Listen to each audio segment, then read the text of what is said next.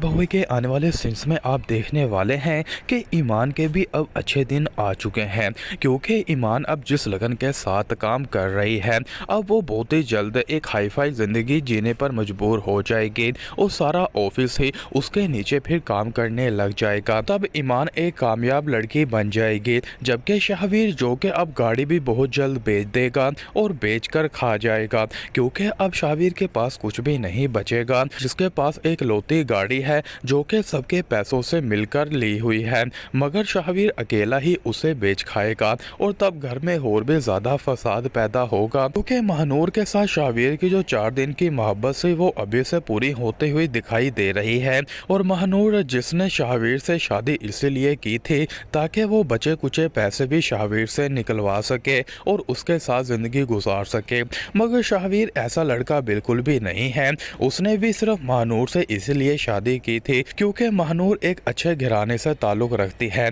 मगर महानूर और उसकी माँ की बढ़ती हुई शिकायत देखकर अब शाहवीर एक ना एक दिन उकता जाएगा और फिर उसके महानूर से हर रोज झगड़े ही होंगे। जबकि दोस्तों दूसरे सीन में आप ये भी देखने वाले हैं कि आसफ साहब जिसके पास रोजी का एक लौता सहारा वो शॉप ही थे जिसका वो कभी मालिक हुआ करता था, मगर अब उस दुकान का मालिक के ताल्लुकात भी आजकल आसफ साहब के साथ काफी ज्यादा बिगड़ रहे हैं, क्योंकि उस दुकान के मालिक को ऐसा लगता